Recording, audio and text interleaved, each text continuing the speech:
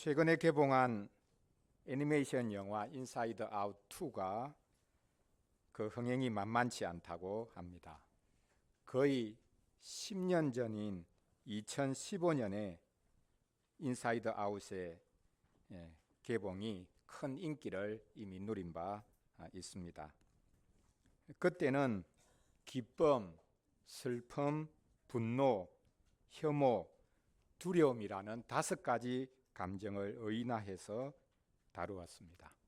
이번에는 또 다른 감정들을 다루고 있다고 합니다. 4가지 감정인데요.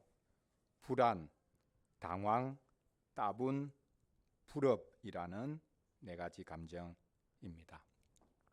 저는 이번에 나온 이 불안, 당황, 따분, 불협이라는 감정을 하나로 묶는 것이 있다고 생각합니다.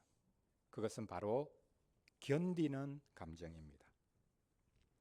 우리의 많은 감정은 그것 자체로 좋고 나쁘고가 정해져 있는 것은 아닙니다.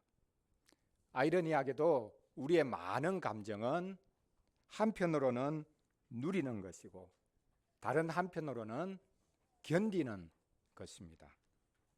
어떻게 누리느냐와 함께 어떻게 견디느냐가 같이 있는 셈입니다. 우리는 육체적인 고통을 견뎌야 하는 것과 마찬가지로 또한 이 시대의 악도 견뎌내어야 합니다.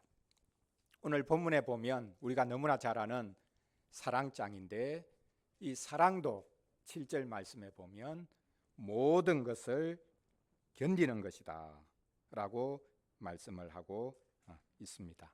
사랑도 견디는 것이다 라고 마지막으로 정리하고 있는 것을 볼 수 있습니다. 물론 그 견디는 것은 가장 소극적인 것이라고 할 수 있을지 모르겠지만 그러나 사랑은 모든 것을 참고 모든 것을 견딘다. 견디는 힘, 끝까지 견디는 힘, 그것이 다름 아닌 사랑이다. 사랑에 그 힘이 있다라고 말씀하고 있습니다. 우리는 끝까지 견딜 수 있는 힘을 구해야 한다라는 주제로 오늘 말씀을 나누려고 합니다. 현대 사회를 살면서 우리가 견뎌야 할 것이 참 많이 있는데 그중에 성경에도 이미 말씀하고 있지만 3가지 정도를 오늘 살펴보려고 합니다. 첫 번째는 무감각을 견뎌야 합니다. 무감각을 사실 극복해야 한다고 말할 수 있을 것입니다. 두 번째는 무기력함을 견뎌야 합니다. 무기력함을 끝까지 견뎌낼 수 있어야 합니다. 마지막 3번째로는 모욕감, 굴욕을 당하는 것, 수치와 조롱을 당하는 것, 그것도 우리가 끝까지 견뎌내어야 합니다. 첫째로 무감각을 견디는 것에 관해서 나누어 보겠습니다. 우리 시대에 유행하는 약품이 있는데 그것이 바로 진통제입니다. 페인킬러라는 말처럼 고통을 줄이려고 합니다. 아니, 고통을 킬러라는 말처럼 제거하고 죽이고 없애려고 합니다. 육체적인 고통만이 아닙니다. 우리 사회에 만연해 있는 악도 죽이고 없애려고 합니다. 고통과 악을 없는 것처럼 죽이려고 하는 이 시대 속에서 기독교인들은 누구보다 고통과 악을 예민하게 느끼는 사람입니다.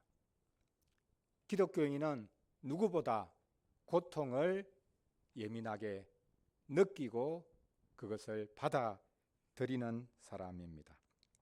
우리는 고통을 견디고 악을 견디고 또 고통과 악을 받아들일 수 있어야 합니다.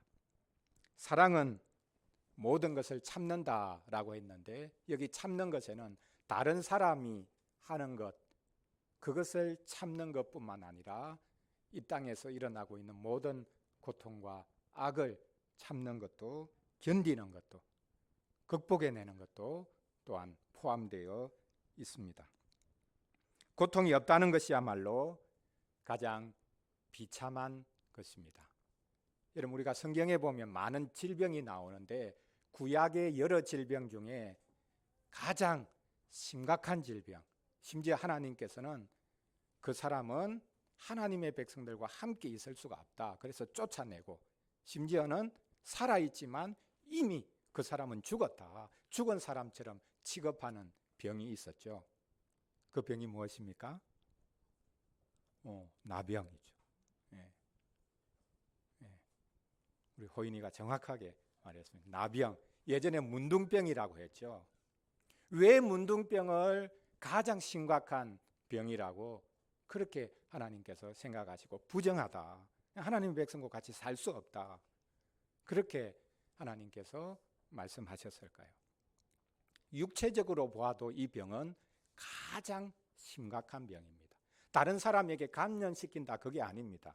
제가 어릴 때 바로 근처 마을에 저희 고신교단에 성진노회라고 있었는데 나병 환자들을 위해서 세운 그런 교회들을 따로 모아서 이제 노회를 하나 만들었는데요.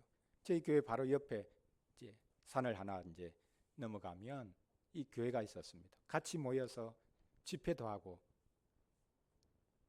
눈이 코가 떨어져 나가고 손발 마디마디가 떨어져 나간 그런 분들이 막 자기들의 이 주먹을 가지고 이렇게 손뼉을 치면서 찬송하는 그런 것들을 어릴 때부터 보고 자랐습니다. 감염되지 않습니다. 처음에는 감염된다고 생각해서 다들 기피했는데 감염되는 병이 아니죠. 그러면 이 병이 왜 심각한 것입니까? 무감각증 때문입니다. 감각이 없는 거지. 고통을 느끼지 못하는 것입니다. 그래서 손가락, 발가락, 마디 하나하나가 떨어져 나갑니다. 어디에 부딪혔는데 자기가 부딪힌 것을 모르고 고통도 느끼지 않으니까 더 세게 부딪히는 거죠. 심지어 불에 그 몸 일부가 데였는데도 불구하고 고통이 없으니까 그 불 속에 그대로 있는 겁니다. 고통을 느끼면 금방이라도 화들짝 놀라서 손을 뗄 텐데 고통이 없으니까 불 속에 자기 몸 일부가 들어가도 그대로 있는 겁니다. 그러니까 손발에 그리고 모든 신체 기관 하나하나가 떨어져 나가도 모르는 것이죠. 이것이 나병의 가장 심각성입니다. 고통을 느끼는 체계가 사라지는 것만큼 고통스럽고 비참한 것이 없습니다. 그렇기에 우리는 고통을 느낄 수 있다는 것, 그것을 무엇보다 감사해야 할 것입니다. 우리가 아파할 수 있다는 것, 아픔을 느낄 수 있다는 것, 내 몸이 일일이 모든 것들에 반응하고 아픔을 느끼고 고통을 느낄 수 있다는 것, 이것만큼 우리가 어떻게 보면 하나님 앞에 감사해야 할 것이 많지 않겠다 생각을 합니다. 그러나 하나님은 우리가 고통을 느끼지 않고 기뻐하기만을 바라지 않으실까, 이런 생각을 해볼 수 있습니다. 그렇습니까? 하나님은 우리가 고통을 그리고 아픔을 겪는 것을 원치 않고 항상 기쁘게 살기만을 바라신다, 그럴까요? 아닙니다. 하나님께서는 우리 몸을 지으셨고 우리가 고통당하는 것을 아십니다. 하나님께서 사람이 아니신데 어떻게 우리의 고통 또 우리의 연약함을 아신다고 할 수 있겠습니까? 그냥 지식적으로만 아시는 게 아닙니까? 우리가 종종 다른 사람들의 아픔을 볼 때 내가 알아요, 내가 당신 아픔을 알아요, 나도 겪어봤어요, 그렇게 말할 때가 많지 않습니까? 근데 사실은 내가 겪었을 그 아픔과 지금 내 앞에 있는 어떤 사람이 아픔을 겪는 것은 전혀 다르죠. 아픔은 다 개별적인 것입니다. 내가 아무리 그 사람이 겪은 것보다 객관적으로 더 큰 아픔을 예전에 겪은 적이 있다 할지라도 지금 아픔을 겪는 사람의 그 아픔은 그게 전부죠. 그게 모든 것입니다. 이 땅에 어떤 것보다 큰 것입니다. 그래서 내가 안다, 당신 고통은 아무것도 아니다. 이렇게 말할 수 있는 것이 아니죠.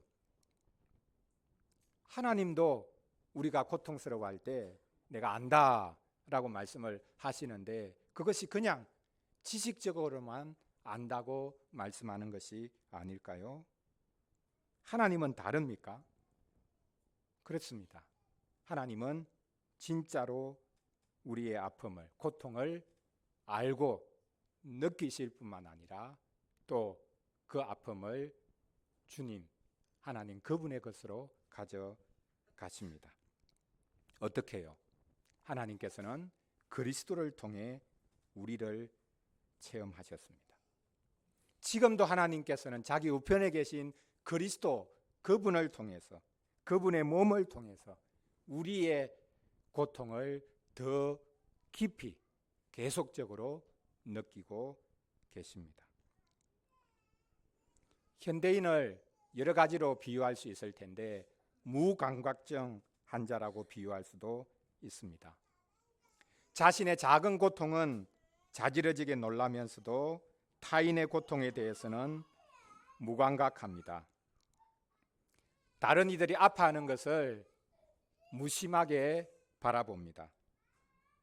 내 문제가 아니니 다행이다. 이렇게 생각하는 정도입니다. 사실 믿는 우리도 마찬가지죠. 우리가 주로 감사하는 내용의 대부분이 무엇입니까? 무엇을 우리가 감사합니까? 내가 잘된 것이 있어서 감사하기도 하고 또 더 많은 감사는 매일마다 벌어지는 불행이나 사람들이 당하는 고통을 보면서 나는 고통을 당하지 않으니까, 나는 그런 끔찍한 불행을 겪지 않으니까 감사하다. 이런 감사가 실은 우리에게 대부분이 아닙니까? 이런 감사가 진정한 감사라 이렇게 말할 수 있겠습니까? 우리는 이웃의 몸이 당하는 고통을 나 몰라라 하면 안 됩니다. 이웃의 몸이 당하는 고통을 나 몰라라 하면 언젠가는 그 이웃이 당했던 그 고통이 나의 고통이 될 수 있다는 것을 우리가 잊지 말아야 합니다. 질병이 좋은 것은 아니지만 우리는 우리 몸조차 아플 수 있다는 것, 이것도 한편으로는 감사해야 되고 또 다른 한편으로는 그 아픔을 잘 견딜 수 있어야 합니다.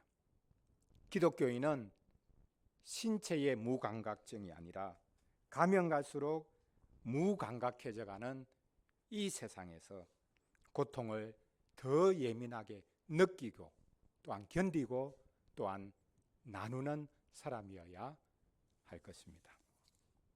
첫째로 우리의 무감각증을 잘 이겨야 되겠다, 견뎌내야 되겠다라는 것이고요. 두 번째로는 우리의 무력함을 견디는 것입니다. 사람들은 누구나 성공을 추구하고 있습니다.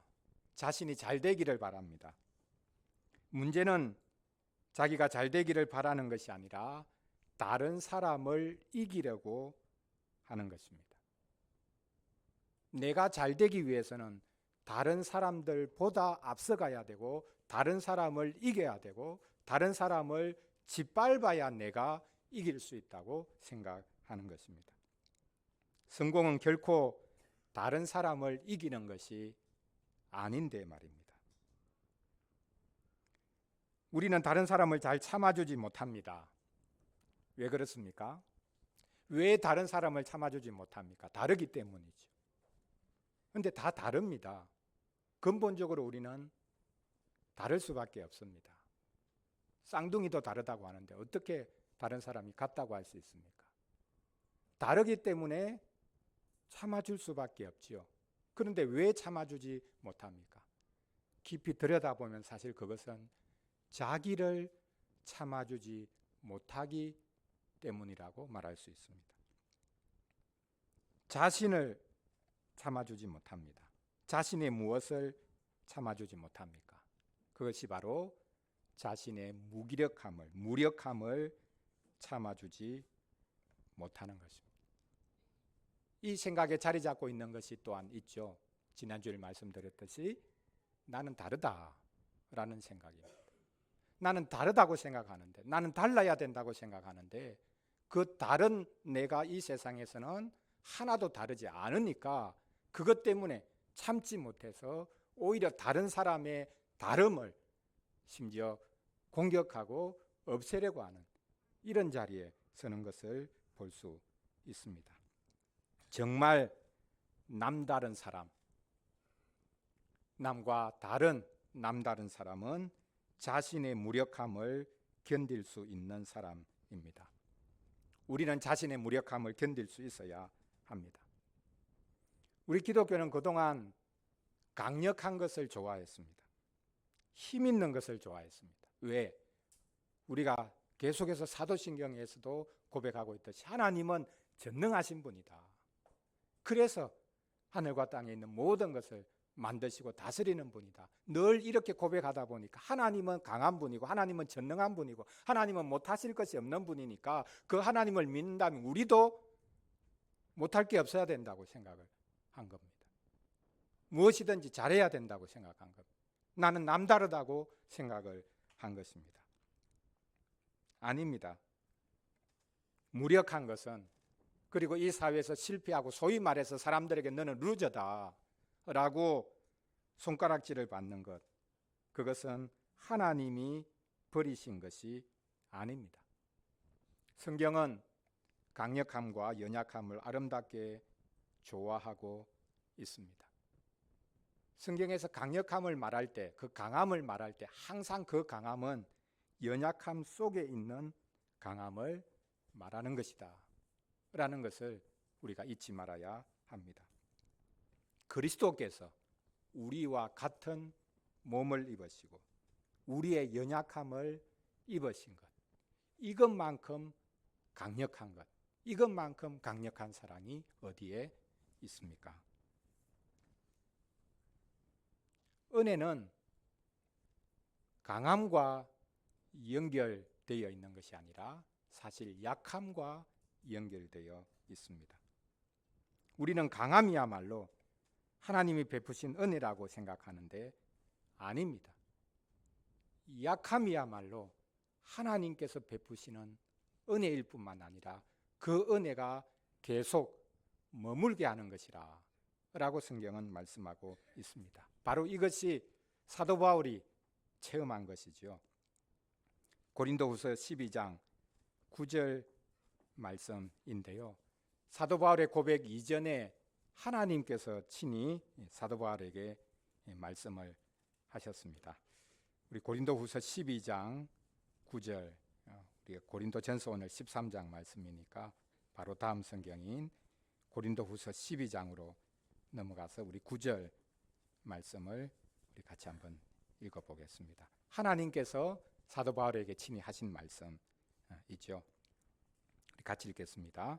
나에게 이르시기를 내 은혜가 내게 족하도다. 이는 내 능력이 약한 데서 온전하여짐이라 하신지라. 그러므로 도리어 크게 기뻐함으로 나의 여러 약한 것들에 대하여 자랑하리니 이는 그리스도의 능력이 내게 머물게 하려 함이라. 하나님께서 친히 말씀하십니다. 나의 은혜는 이미 충분하다. 너에게 충분히 나타나 있다. 그리고 나의 능력도 온전하게 나타나 있다. 단 그것은 약한 데서 나타난다. 약할수록, 우리가 연약할수록 하나님의 은혜가 더 온전하고 하나님의 능력이 더 온전하게 나타난다 라고 말씀하고 있습니다. 하나님의 은혜와 능력, 그것은 그 자체로 완전하죠. 부족함이 없죠. 그런데 우리에게 나타나야 되지 않습니까? 그 어떻게 나타나냐? 어떤 상황에서 하나님의 은혜가, 하나님의 능력이 나타나냐? 우리가 강할 때 나타나는 게 아니라 우리가 약할 때 하나님의 은혜가 더 풍성하게, 하나님의 능력이 더 강하게 나타난다라는 것입니다. 그렇다면 우리의 연약함이 없이는 하나님의 은혜도 없는 것입니다. 우리의 연약함이 없이는 하나님의 능력도 없는 것입니다. 나의 은혜는 그리고 나의 능력은 너희가 강할 때는 결코 나타나지 않는다라고 하나님께서 말씀하고 계십니다. 이게 실은 사실입니다. 강한 사람은 말로는 하나님의 은혜입니다 라고 하지만 속으로는 인정하지 않죠. 하나님의 은혜를 결코 인정하지 않습니다. 그래도 나 정도 되니까 하나님이 은혜를 베풀어 주신 것이지 이렇게 생각합니다. 자신이 했다고 생각을 하고 치레로 그냥 은혜입니다 이렇게 말합니다. 하나님이 하신 이 말씀을 듣고 비로소 사도 바울이 고백을 하죠. 그게 바로 이 고린도후서 12장 9절 바로 다음 절입니다. 그 유명한 사도 바울의 고백입니다. 내가 약할 때 곧 강함이라 라고 고백합니다. 무슨 말입니까? 약함이 곧 강함이라는 겁니다. 내가 약할 그때에 강하다. 약함이 없어져야 강하는 게 아니라 약할 그때가 곧 강한 때다 라고 말씀합니다. 말장난이 아닙니다. 우리는 약해도 됩니다. 이 약함은 육체적인 약함만을 말하는 것이 아닙니다. 우리의 어쩔 수 없는 영육 간의 연약함을 가리킵니다. 그리고 조금 더 구체적으로 말하자면 어떤 상황, 어떤 문제, 어떤 일에서는 우리가 무조건 연약해지는, 넘어질 수밖에 없는 그런 연약함이 우리에게 분명히 있습니다. 그러므로 우리가 하나님 앞에 기도할 때에 제발 하나님 제가 좀 강해져서 한 방에 좀 해결시켜 주십시오. 이렇게 구해서는 안 된다는 것을 알 수 있습니다. 굳이 능력을 이야기하자면 가장 큰 능력, 가장 큰 힘은 무엇인가? 자신의 연약함을 평생 짊어지고 갈 수 있는 힘입니다. 우리는 연약함을 끝까지 짊어지고 갈 수 있어야 합니다. 사랑이 바로 그런 힘입니다. 사랑은 다른 사람뿐만 아니라 자신의 연약함을, 자신의 무력함을 견딜 수 있을 뿐만 아니라 그것을 끌어안을 수 있는 힘이다 라는 것을 알아야 하겠습니다. 세 번째로 우리가 견뎌야 하는 것은 관계 속에서 사실 일어나는 일인데요. 모욕감을 견디는 것입니다. 사는 것이 팍팍하고 힘드니까 서로를 힘들게 하는 일들이 많이 벌어지고 있습니다. 이 세상 살 때 이런저런 많은 수모를 우리가 겪으며 삽니다. 참, 내가 이런 말을 듣고 직장 다녀야 되나? 내가 이런 대우를 받으면서 이 일을 해야 되나? 이런 생각이 한두 번 드는 것이 아닐 것입니다. 많은 모멸감을 느끼며 우리는 삽니다. 문제는 다른 사람이 나에게 모욕을 가한다는 것이 아닙니다. 정작 문제는 다른 사람이 나를 모욕할 때 어느 순간에 그것을 내면화해서 내가 자신을 모욕하기 시작하는 것입니다. 그리고 내가 당한 그것을 나도 모르는 사이에 다른 사람에게 풀고 있다는 사실입니다. 그래서 잠언 12장 16절에서 말씀합니다. 미련한 자는 당장 분노를 나타내거니와 슬기로운 자는 수욕을 참느니라. 슬기로운 사람, 지혜로운 사람이 어떤 사람이냐? 바로 맞받아치는 것이 아니라 수욕을 참는 사람, 그 사람이 지혜로운 사람이다. 오히려 그 사람이 강한 사람이다. 이렇게 말씀하고 있습니다. 화내고 소리 지르고 발광하는 것이 강한 것이 아닙니다. 온갖 조롱과 모욕을 다 참는 것이 강한 것입니다. 우리가 잘 아는 구약성경 이사야 53장에 나오는 고난받는 여호와의 종의 모습도 여러 가지로 말씀하고 있지만 가장 그분의 중요한 특징, 그것이 바로 모욕을 참는 것이라 라고 말씀하고 있습니다.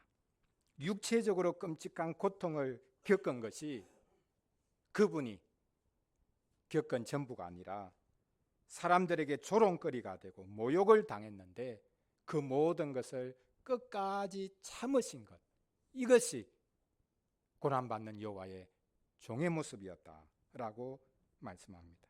심지어 사람이 아니라 너는 벌레다, 이런 말까지 들으면서도 그것을 참았던 것, 이것이 바로 고난받는 여호와의 종의 모습이었다고 말씀합니다. 이사야 53장 3절 말씀을 우리가 마지막으로 한번 찾아보겠습니다. 이사야 53장 3절. 이 이사야 53장은 고난받는 여호와의 종에 관한 네 노래 중에 마지막 노래이죠. 교회력으로 고난주간에 이 말씀을 우리가 많이 묵상을 합니다. 이사야 53장 3절입니다. 우리 같이 읽겠습니다. 그는 멸시를 받아 사람들에게 버림받았으며 강고를 겪었으며 질고를 아는 자라. 마치 사람들이 그에게서 얼굴을 가리는 것 같이 멸시를 당하였고 우리도 그를 귀히 여기지 아니하였도다. 사람들이 수근거리면서 고개를 돌려버린다 라고 말씀합니다. 그렇게 잘난 체 하더니 꼴 좋다, 너가 얼마나 대단하다고 지금까지 했던 말들 우리 다 기억하는데 이게 잘못됐다 저게 잘못됐다 온갖 소리 지르고 자기는 의로운 채 그렇게 해놓고 지금 이렇게 완전히 망하는 것 보니까 꼴 좋다, 너가 한 말 그대로 너가 그대로 받는다, 이렇게 수군거립니다. 사실 이 종은 자기 죄가 아니라 하나님의 백성들의 죄를 짊어지고 고난을 당하고 있습니다. 저주의 십자가를 지고 있습니다. 그런데 묵묵히 참고 있습니다. 하나님의 백성들조차 오해해서 그를 귀히 여기지 않았다라고 말하고 있습니다. 아니, 저 사람 뭐 하나님 잘 믿는다더니 뭔가 죄가 있었는가 보다, 이중적이네, 하나님 의지한다고 하더니 기도가 모자라는가 보다, 이렇게 계속해서 수군거리고 있습니다. 그래서 하나님의 백성들조차도 그를 죄인 취급하고 귀히 여기지 않았다라고 말씀하고 있습니다. 박안서 씨라는 소설가를 아시죠?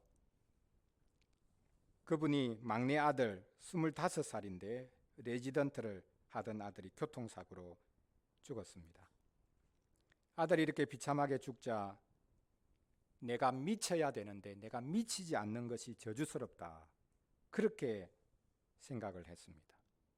그리고 아무것도 먹지 않다가 어느 순간에 입에 뭔가가 들어오는데 입에 뭔가를 넣는데 그런 자신이 너무 역겨워서, 아니 아들이 죽었는데 내 입에 음식이 들어오다니 내가 사람인가 그 생각이 들었다고 합니다.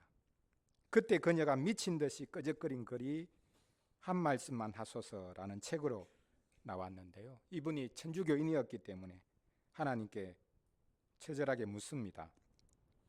하나님께 독하게 저주하듯이 하나님께 퍼부어도 하나님은 아무런 대답을 하지 않으셨다는 겁니다.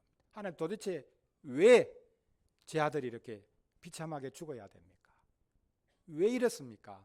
아무리 물어도 하나님은 대답하지 않으십니다. 다른 아이가 아닌 왜 제 아이입니까? 그것도 가장 소중한 이 아이, 앞으로 이 사회를 위해서 해야 될 일이 너무 많은 이 아이, 왜 이 아이를 하나님께서 그렇게 비참한 방식으로 데려가십니까? 끊임없이 물어도 하나님은 아무런 대답을 하지 않으십니다. 그런데 어느 순간에 그에게 깨달음이 왔는데요, 그 깨달음으로 인해서 자신의 마음이 좀 누그러졌다는 것입니다. 그게 무엇이냐 하면 나는 왜 아니어야 하는데, 이런 생각이었다고 합니다. 그전에는 정반대로 물었죠. 왜 내 아이가 이런 비참한 일을 겪어야 합니까? 왜 제가 이 일을 겪어야 합니까? 그런데 어느 순간에 왜 나는 아니어야 되는데? 왜 내 아이는 아니어야 되는데? 이 생각이 들었답니다. 쉽게 말하면 나는 특별하지 않다는 겁니다. 내가 뭐라고 다른 사람이 겪는 고통과 불행을 겪지 않아야 하는데 이 한 생각이 그녀를 그 모든 고통으로부터 벗어나게 해 주었다는 것입니다. 그렇습니다. 우리는 특별하지 않습니다. 기독교인이어도 다른 사람이 겪을 것들은 피해가지 않고 다 겪을 수 있습니다. 우리가 아무리 하나님을 의지하고 신앙생활을 잘하고 하나님께 나 자신을 온전히 드렸다 할지라도 모든 수모와 모멸감을 다 겪을 수 있습니다. 우리 주 예수 그리스도께서 사실 이 모든 것을 겪으셨습니다.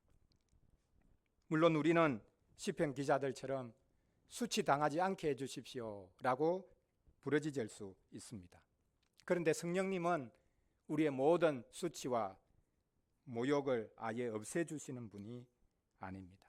그 모든 수치와 모욕, 조롱을 견딜 수 있게 해주는 분이 성령이십니다. 성령님이 오신 이유가 바로 이것입니다. 우리가 어떤 수치와 모욕 하나도 겪지 않도록 우리를 보호하시기 위해서 오신 분이 아니라 그 모든 것을 우리가 다 겪을 때에도 끝까지 견뎌낼 수 있도록 우리를 지켜주기 위해서 오신 분이 바로 성령님이시다라는 것을 우리가 알아야 하겠습니다. 사랑하는 성도 여러분, 우리 사회는 되도록이면 고통을 줄이고 없애려고 합니다.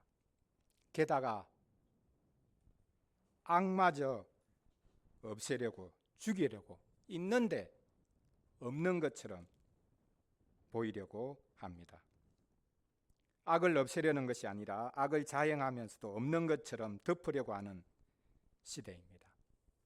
고통은 덮으면, 악은 덮으면 없어진다. 그렇게 눈 가리고 아웅하는 시대입니다. 악 중에 최고의 악은 다른 사람을 무시하고 제거하려는 것입니다. 고통과 악을 제거하고 없는 것처럼 취급하는 시대에 우리 기독교인들은 그 고통과 악을 예민하게 느낍니다.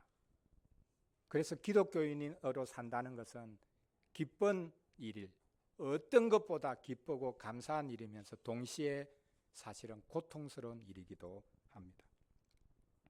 기독교인이 되었다는 것은 고통과 악을 예민하게 느끼기 시작했다는 것을 말하고 있기 때문입니다. 더 나아가 우리 기독교인은 자신의 무기력함, 사람들에게 모욕당하는 것도 견뎌야 합니다. 견딜 수 있습니다. 왜요? 우리는 아무것도 아닌 존재이기 때문입니다. 특별한 존재가 아닙니다. 우리는 어떻게 보면 아무것도 아닌 존재이기에 모든 것들을 다 겪고 견뎌내어야 합니다. 기독교인은 이기는 사람이 아니라 견디는 사람입니다. 기독교인은 다 포기하고 내팽개치는 것이 아니라 끝까지 견디고 버틸 수 있는 사람입니다.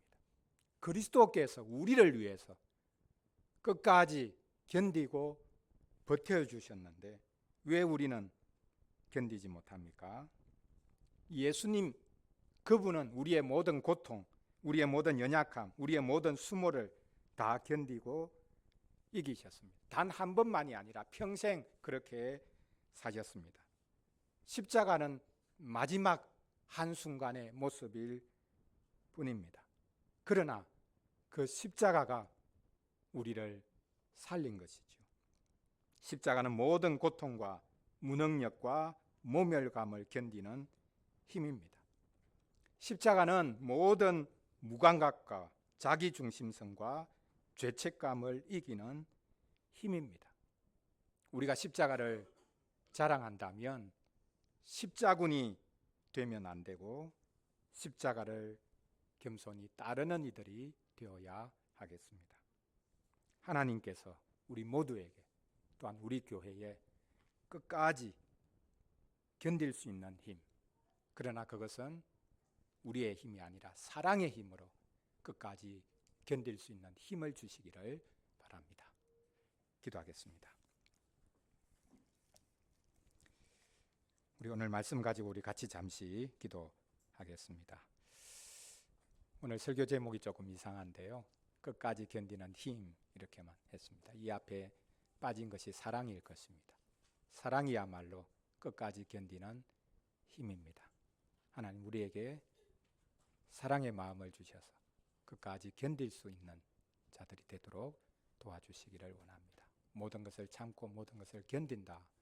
이것이 오늘 고린도전서 13장 사랑에 관한 해설의 마지막 부분에 나오는 말씀입니다. 우리가 사랑으로 모든 것을, 나 자신도, 나의 연약함도, 나의 무기력함도 견디고, 또 이 사회에서 우리가 당하는 모든, 나의 잘못으로 당하는 것은 우리가 받아야 되겠지만 주님 때문에 당하는 모욕도 있습니다.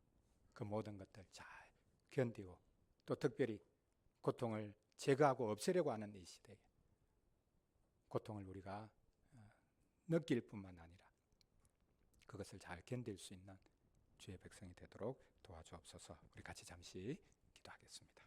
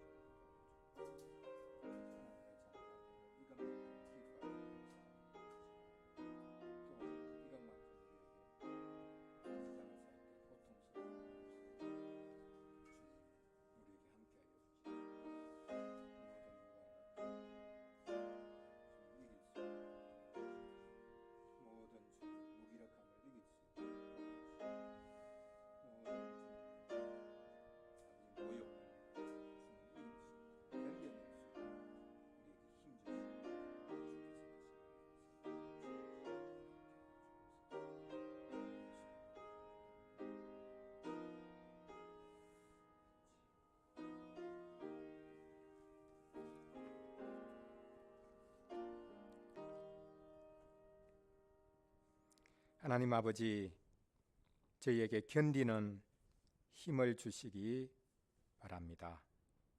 저희가 이 세상을 살면서 견뎌야 할 것이 참으로 많습니다. 다른 그 무엇보다 저희 자신을 견뎌야 하겠습니다. 고통을 피하지 않고 견디게 하시고, 고통받는 세상에 대해 무감각증이 되지 않도록 도와주옵소서. 저희의 무능력을 기꺼이 받아들이게 하여 주옵소서. 심한 모욕과 모멸감을 느껴도 견디게 하여 주옵소서. 저희가 특별한 존재가 아니니 그 모든 것들을 다 겪어도 됩니다. 지루하고 무참한 일상을 살아낼 수 있는 힘을 주시기를 또한 구합니다. 그리스도께서 이 땅에 오셔서 모든 것을 견디신 것을 묵상하게 하여 주옵소서. 저희가 이 모든 것을 견디도록 성령님을 보내어 주신 것 감사합니다. 성령께서 그리스도와 바통 터치를 하셔서 저희들과 영원히 함께 하겠다고 하시니 감사합니다. 주님의 은혜와 능력은 저희가 연약할 때에 온전하게 나타난다는 것을 잊지 않도록 도와 주옵소서. 입으셨던 몸을 내팽개치지 않고 하늘에 오르셔서 그 몸을 하늘 아버지께 계속해서 보여주고 계시는 우리 주 예수 그리스도의 이름으로 기도합니다. 아멘. 찬송 337장 부르겠습니다. 내 모든 시험 무거운 짐을.